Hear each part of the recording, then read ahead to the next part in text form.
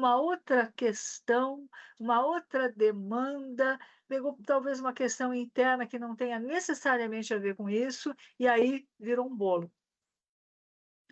Mas o que importa? Importa que você tome consciência, que você se modifique, que você repare seus erros e que você siga em frente.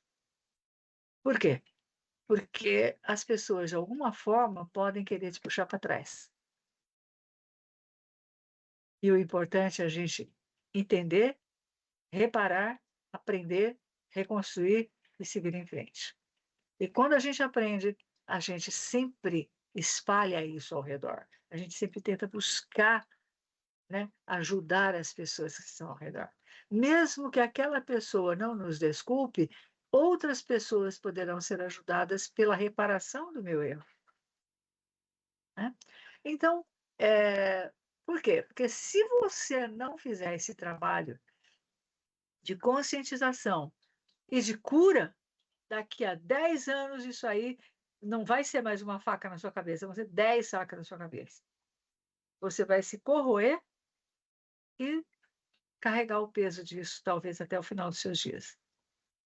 Então eu tenho que decidir o que eu quero para a minha vida. Mas não um pouco de irresponsabilidade, você magoou a pessoa, e aí, sim, mas eu magoei, eu me trabalhei, porque senão não adianta fazer reforma íntima. Não adianta fazer terapia.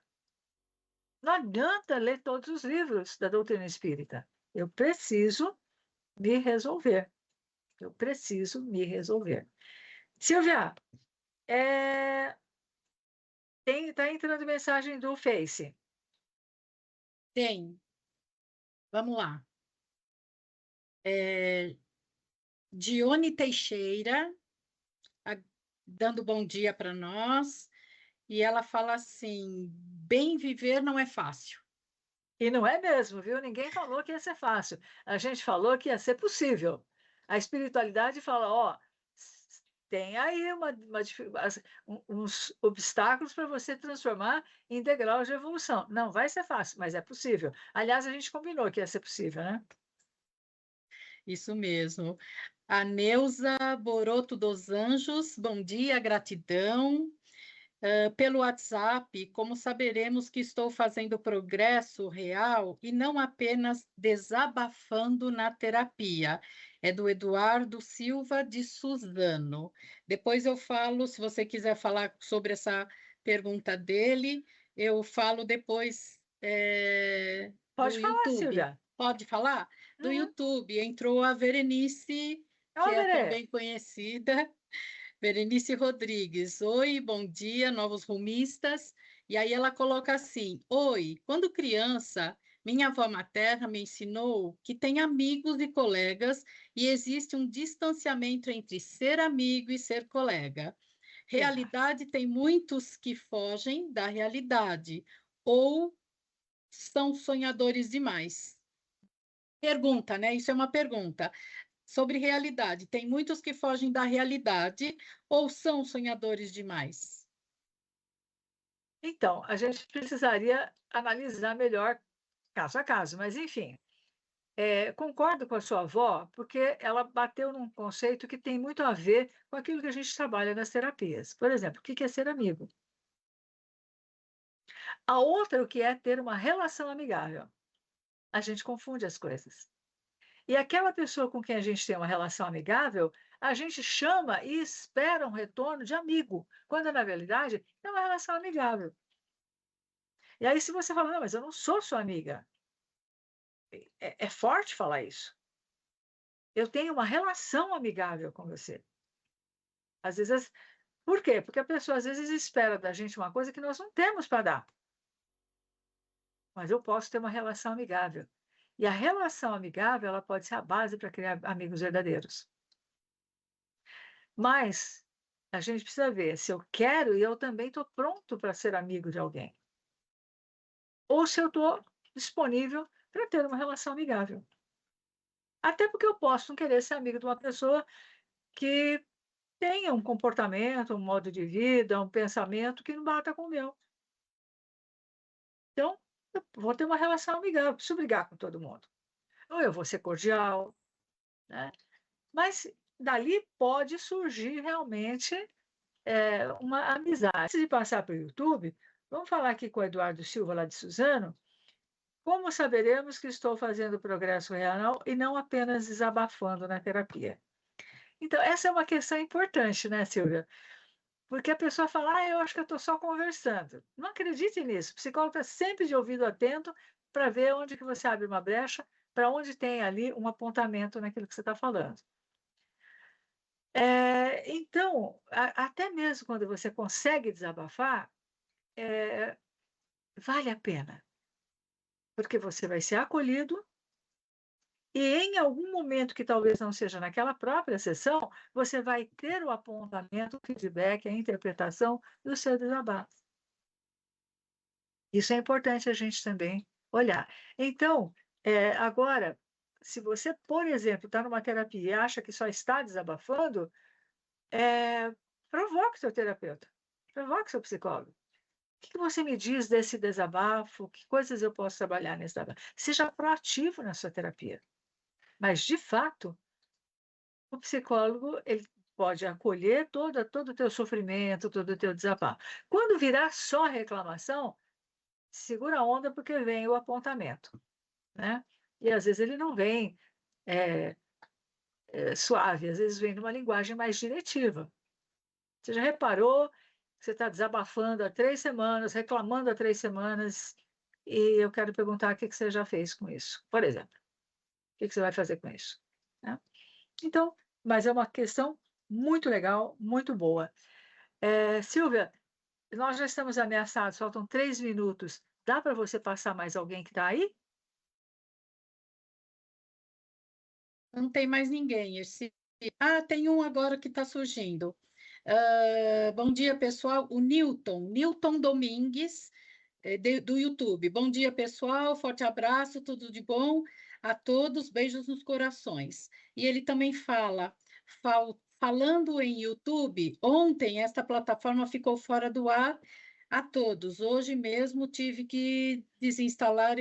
São problemas da internet. Tem E que uma das chamar o coisas. Edson Giraldelli, né, para orientar a gente.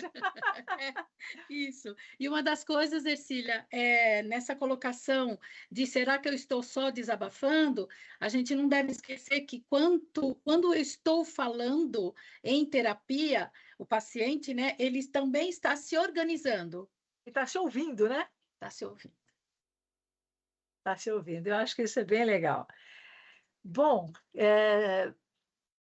na verdade, a gente tem muita coisa de falar desses enfrentamentos, dessas dificuldades que a gente, às vezes, não entende muito bem, mas a gente precisa, vamos terminando aqui, desejar para vocês uma semana de enfrentamento, de olhar para a sua vida, né? De ver o que você quer ser e pensar. Tudo é crescimento, tudo é proposta de evolução e a gente está aqui só para isso. Os benfeitores vão agradecer. Silvia, fica com Deus, boa semana para você. Obrigada, você também. Fique com Deus. Obrigadão. E Obrigada a todos. um abração para todos vocês, boa semana, obrigada, equipe, um beijão para vocês. Você acompanhou o programa Novos Rumos.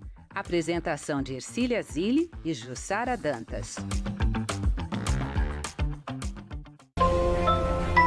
Continue acompanhando a TV Mundo Maior, emissora da FEAL, Fundação Espírita André Luiz. Tem Conexão Saúde aqui na TV Mundo Maior. Toda semana temos um programa cheinho de conhecimento, dicas de saúde e muitas reflexões importantes aqui no Conexão Saúde. Você encontra o melhor da ciência da saúde e da espiritualidade com participações de nossos entrevistados e especialistas que compartilham conhecimento prático e inspirador. Não fique de fora! Vem para a TV Mundo Maior e fique conectado com o que há de mais relevante para o cuidado com a sua saúde. Comigo sempre, Priscila de Paula. Toda segunda, às 5 da tarde, com reapresentações durante a programação.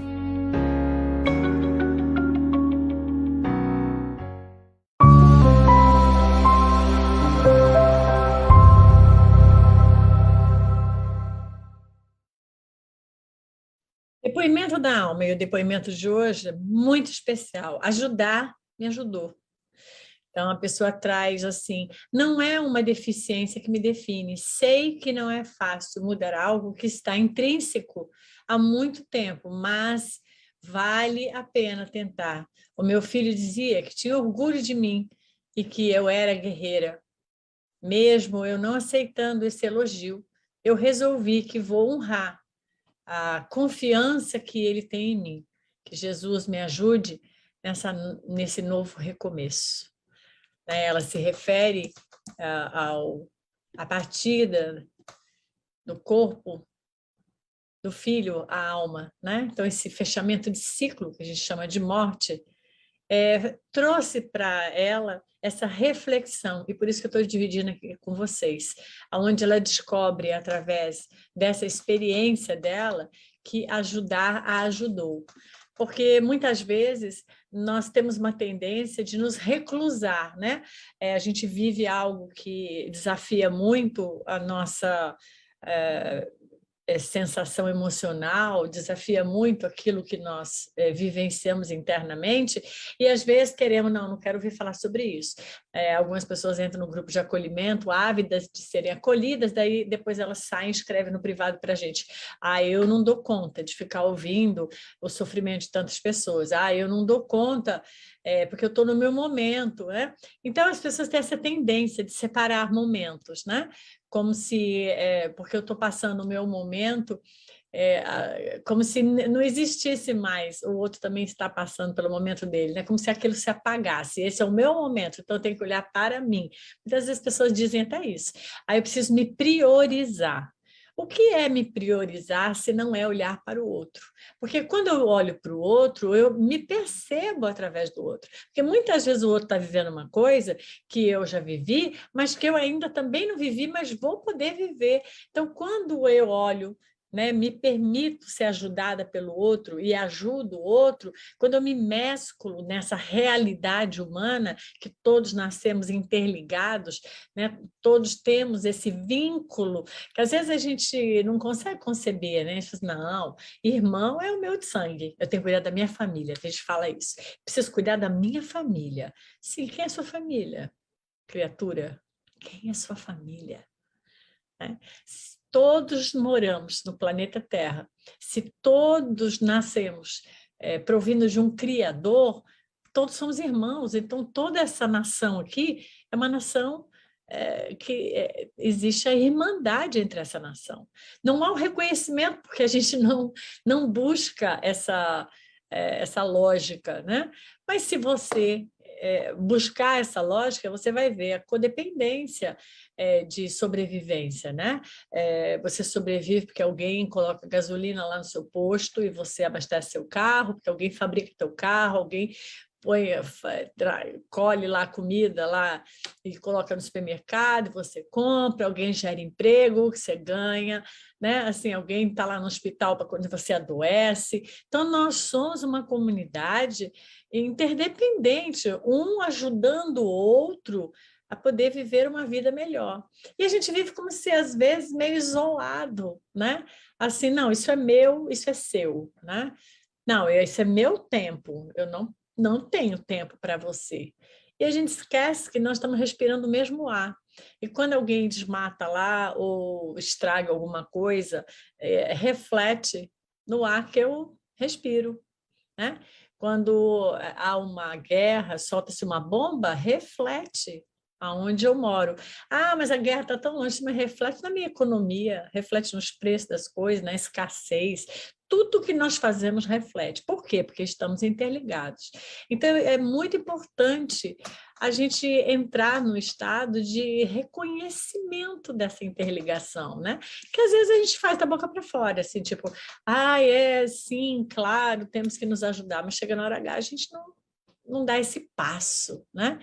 Então, ajudar me ajudou, ajudar me ajuda e ajudar me ajudará. Mas eu não quero isso, né? Parece uma loucura, né? Mas quando eu me vi diante do luto das minhas duas crianças, eu descobri que eu precisava me ajudar. eu descobri que eu precisava da ajuda das pessoas. Sem as pessoas, eu não tinha condição emocional de caminhar, atravessar por essa experiência, né? E eu tinha certeza que eu contaria com as pessoas. Por quê? Porque a humanidade é uma grande força, mas eu precisaria de ativar essa força, né? Não é poder ficar sentada esperando que nada ou tudo acontecesse, né? Eu precisaria de ativar essa força em mim. E automaticamente ativar essa força aqui no universo, no meu universo, né, em volta de mim.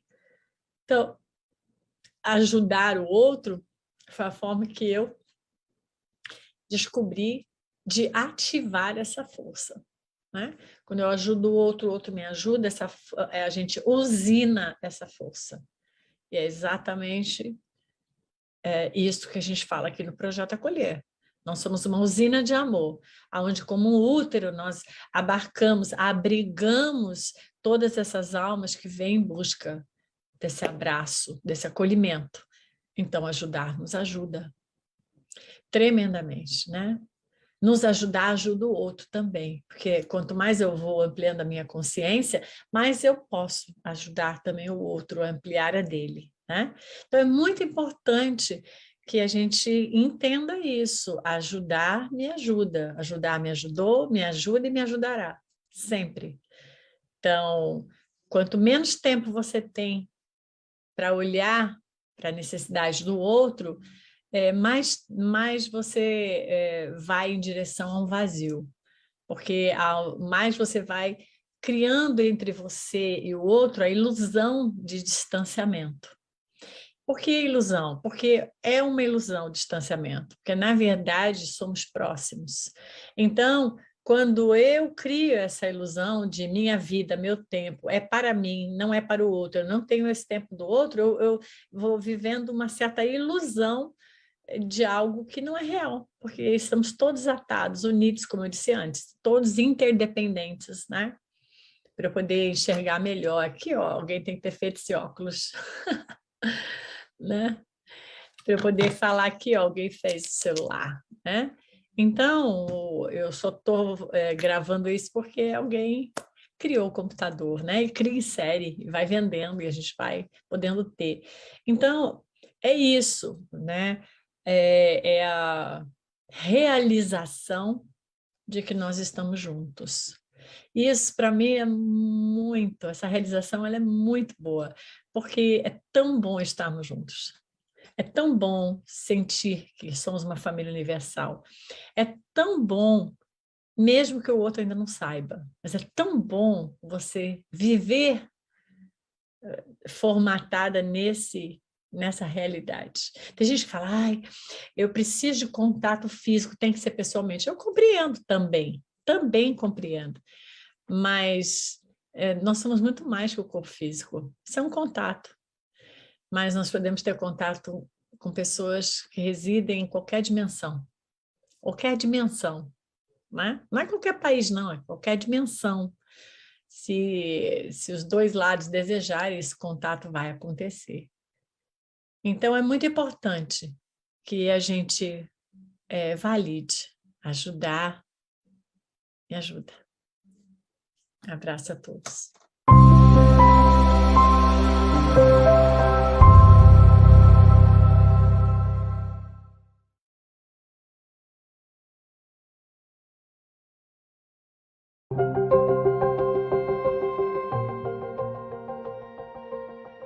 A dengue é uma doença perigosa que pode causar até morte. Ela é transmitida pelo mosquito Aedes aegypti, que prolifera em locais com água parada. Os sintomas da dengue incluem febre alta, dores musculares, dor de cabeça, dor atrás dos olhos, náuseas e vômitos. Em casos graves, a dengue pode levar a hemorragias, choque e morte. Segundo dados do Ministério da Saúde, foram registrados mais de 55 mil casos prováveis de dengue no Brasil no primeiro trimestre de 2024. O número é o maior que o registrado no mesmo período de 2023, que foi de 34 mil casos. As regiões com maior incidência de casos de dengue são Centro-Oeste, Sudeste e Sul. A dengue pode ser prevenida por meio de ações de controle do mosquito Aedes aegypti. Essas ações incluem eliminar os locais com acúmulo de água parada, como pneus, vasos de plantas, garrafas e caixa d'água. Usar repelentes, usar roupas que protejam as partes do corpo expostas, instalar telas nas janelas e portas. A população também deve ficar atenta aos sintomas da dengue e, se apresentar algum deles, procurar atendimento médico o mais rápido possível. Vamos juntos combater a dengue. Rádio Boa Nova e TV Mundo Maior, levando informação até você.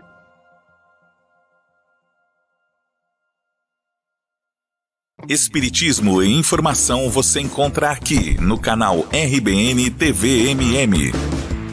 Um incrível acervo de vídeos espíritas com transmissões ao vivo, produções próprias e conteúdos especiais. As atualidades do mundo abordadas através dos conceitos do Espiritismo. Inscreva-se no canal e fique por dentro da comunicação em prol de um planeta de regeneração.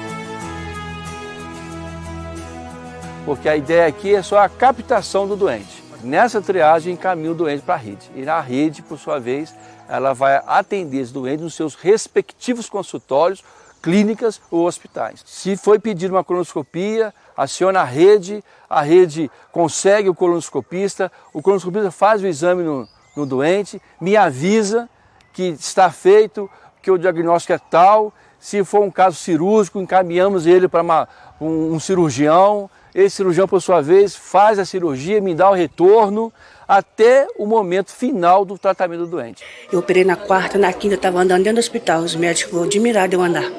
Assim que eu saí de operação, no outro dia eu estava de pé. Não sinto dor, não sinto mais nada. Nada.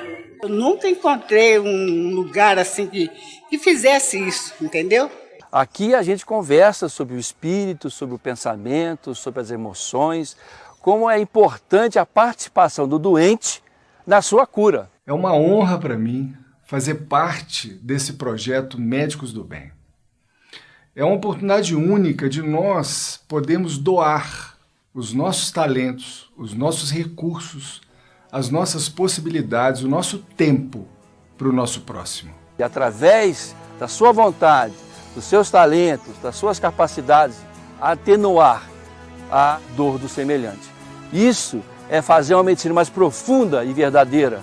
E é isso que a Nusabel nos ensina, estar bem fazendo bem. E isso é o grande paradigma desse projeto. E é preciso que o profissional da saúde reaja, buscando Deus para que ele tenha êxito na sua profissão e faça as pessoas mais felizes.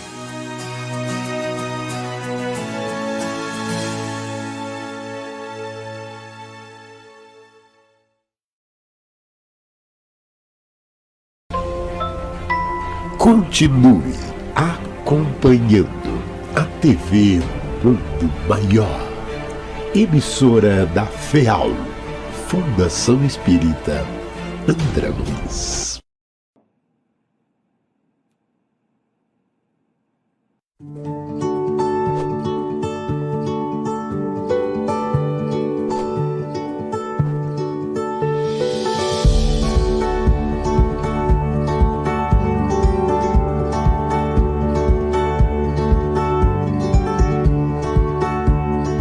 Começa agora, programa Conviver. Apresentação, Afonso Moreira Júnior. Olá, você que nos acompanha pela Rede Boa Nova de Rádio, pela TV Mundo Maior, pelo nosso portal mundomaior.com.br.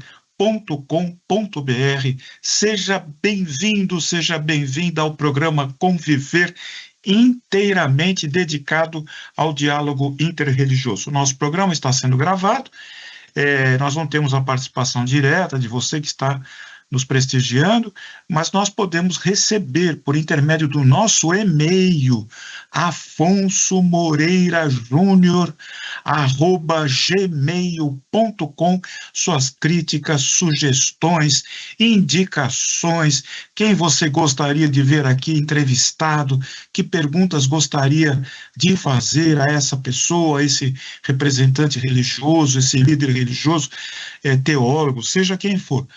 Faça a sua indicação, mande a sua mensagem, prestigie o nosso programa. Nós queremos conviver com quem nos prestigia, com a audiência. Eu sou Afonso Moreira Júnior.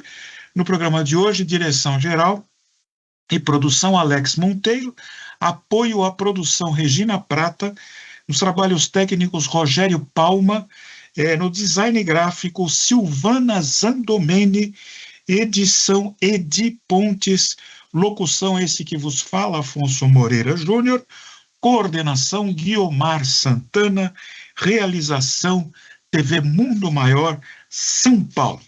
Com satisfação, estamos aqui recebendo para conviver neste carnaval. Ainda não chegou, o programa está se antecipando às vésperas do carnaval, mas nesse programa cuja pauta Carnaval Carnevale recebe nosso companheiro comunicador espírita por excelência, Américo Sucena. Tudo bem, Américo?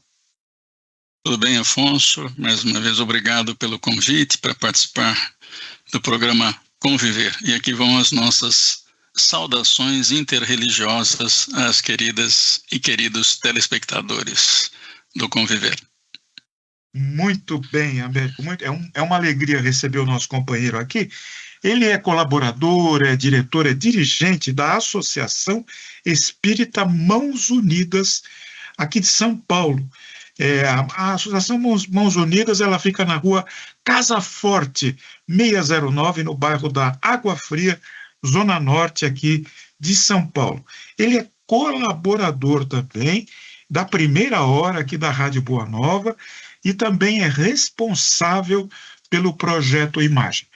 Quando nós recebemos aqui da produção a pauta para o Carnaval, falar sobre o Carnaval, as origens do Carnaval, nós nos recordamos aqui, indicamos o nosso companheiro, Américo Sucena, que é um pesquisador do Espiritismo, é um assíduo frequentador das obras espíritas por excelência, e nós achamos que seria uma participação muito oportuna. Então, eu vou começar, Américo, já agradecer a você, estamos aqui de mãos unidas, por você estar aqui presente, participando, você que é um companheirão aqui da Rede Boa Nova de Rádio.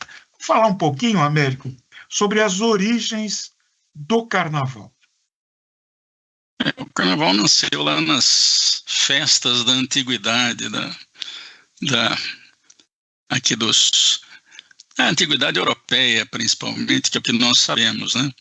Ele começou lá na Mesopotâmia também, na Babilônia ainda, depois passou para a Grécia Antiga, onde as festas eram marcadas pela chegada praticamente da primavera e eram abertas a todos, em todas as classes sociais. Depois chegou até Roma, né? As famosas Saturnálias, que envolviam máscaras, comida, bebida e também suspensão temporária das normas sociais. Então, a coisa vem de longe, né? Essa é uma influência muito forte, né? Até hoje na Europa e aqui no Brasil, então, encontrou um campo aberto para progressão. Muito bem. Explicando aqui o Carnaval, o que motivava, Américo, aquela multidão nos primórdios, na antiguidade, a esquecer dos compromissos, dos encargos, responsabilidades, e cair na folhinha e até trocando de papéis. Nós sabemos que em muitas culturas o patrão se transformava em empregado, empregado em patrão. Isso para dar um exemplo aí de troca de identidades. E a coisa corria solta, caíam por terra todos os princípios morais, religiosos. Fala isso para nós aí, como que isso acontecia, Américo? de certa forma, você resumiu. Eram festas praticamente pagãs, né? E que acabou com um título muito curioso que você citou aí logo no começo, Carnes Levale, né? Ou Carnavale, né? Que é a despedida da carne. Isso acontecia antes da quaresma, porque depois vinha a quaresma católica para botar um pouco de ordem na casa. Então, isso tem raízes profundas nas imperfeições humanas. No fundo é isso, né? As imperfeições humanas buscam um alívio nas suas tensões, nos seus estresses da época, não havia essa palavra, mas eles buscavam nas festas, né, procurar deixar a máscara de fora, e, portanto, daí essa tentativa de ludibriar as convenções estabelecidas, né? Tanto que lá em Roma, né, a família romana, que durante muito tempo era respeitabilíssima, acabou entrando em degradação, exatamente por isso. Há várias referências desse tipo na obra que nós conhecemos como há 2000 anos.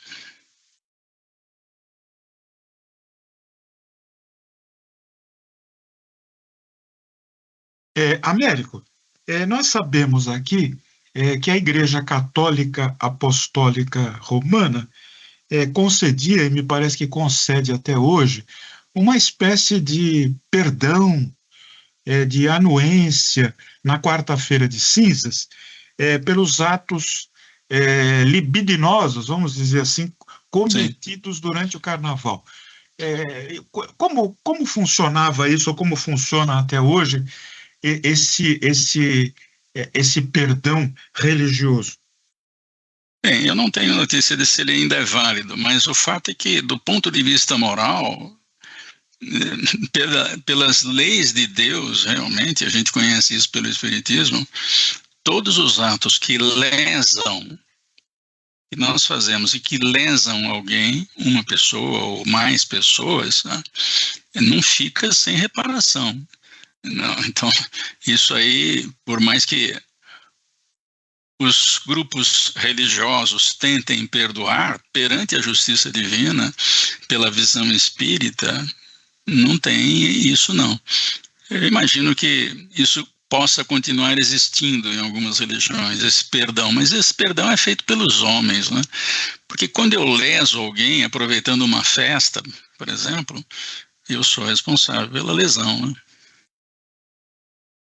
Sem dúvida.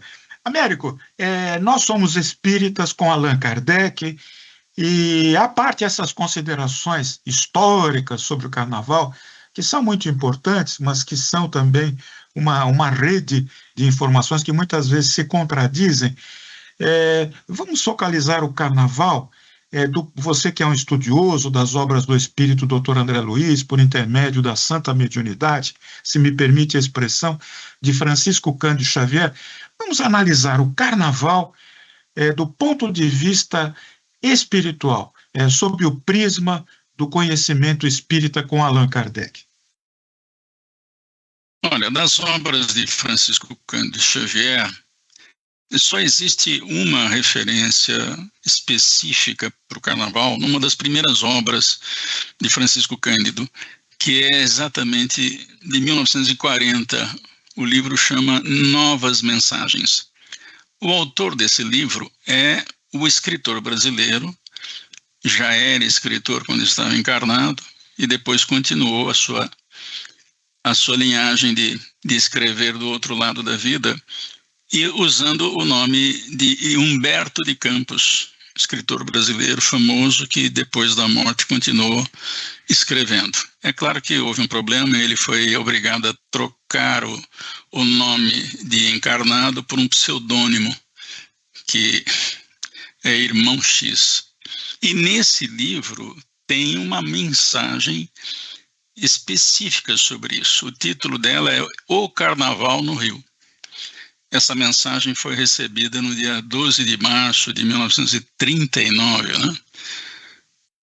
Provavelmente nós não tínhamos nascido. Então, a mensagem é antiga, né?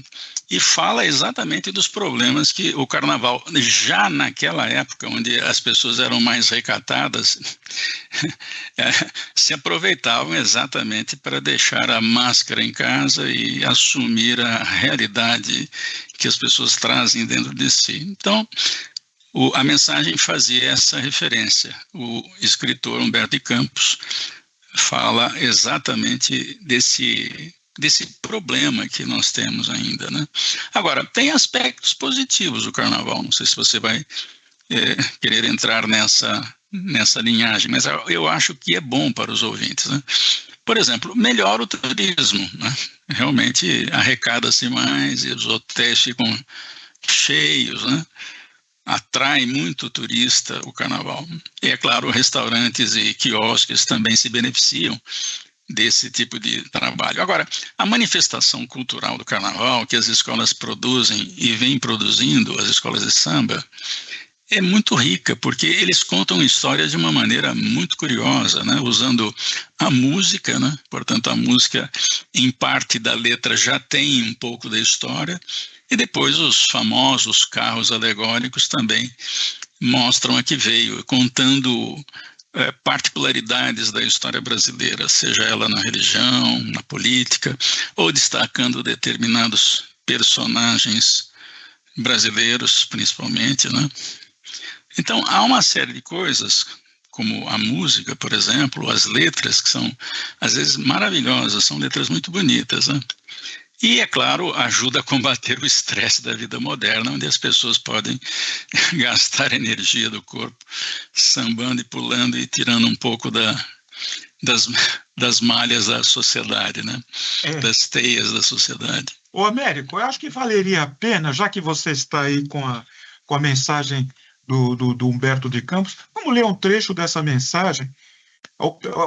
Lembrando aqui que o nosso programa é para um público muito heterogêneo, então eu queria dizer o seguinte: Humberto de Campos foi um célebre escritor brasileiro, cronista dos grandes jornais da sua época, tornou-se famoso pelo seu estilo, onde muitas vezes ele recorria a imagens mitológicas para fazer comparação. Tinha um estilo irônico e alfinetava mesmo aqueles a quem ele fazia restrições. A opinião dele sobre o carnaval, até onde eu sei, é bastante contundente. Eu acho que vale a pena, embora você tenha destacado esse aspecto turístico do carnaval, e eu gostaria de voltar a essa abordagem, mas vamos dar a voz ao Humberto de Campos. Ele começa dizendo que o Carnaval do Rio de Janeiro, em 1939, o Carnaval teve ter sido em abril, essa mensagem é de março, né? E ele diz que era uma nova realização da alegria carioca, entornando, ele usa esse termo, entornando o vinho dos prazeres fáceis e das vibrações ruidosas, né? Ou seja, já naquela época, o abuso estava configurado, principalmente das bebidas, né? Produzindo o que ele diz de temporário esquecimento das mais nobres responsabilidades da vida.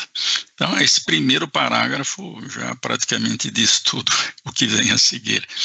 Mas ele faz uma comparação muito curiosa, porque ele cita uma história que ele conheceu a respeito de uma maçã podre.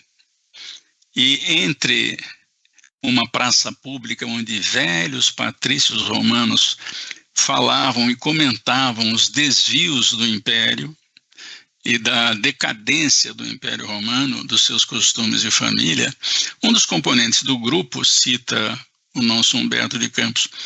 Essa maçã, meus amigos, é o símbolo do império. Nunca mais voltaremos ao seio das nobres e nossas antigas tradições. E quando essa fruta, a maçã, nunca vai se tornar bela como antes. Ele estava se referindo, então, à maçã podre, dessa decadência dos costumes na época. Mas aí veio um outro companheiro, que era mais sábio do que os outros, e disse: enganai-vos, meu amigo, disse ele. Porque nós poderemos renovar na fruta da vida, usando as suas sementes e replantando-as no seio da terra generosa e cultivando os seus rebentos nesse esforço de multiplicação, nós conseguiremos outras frutas enobrecidas, sem a podridão. Então, ele está falando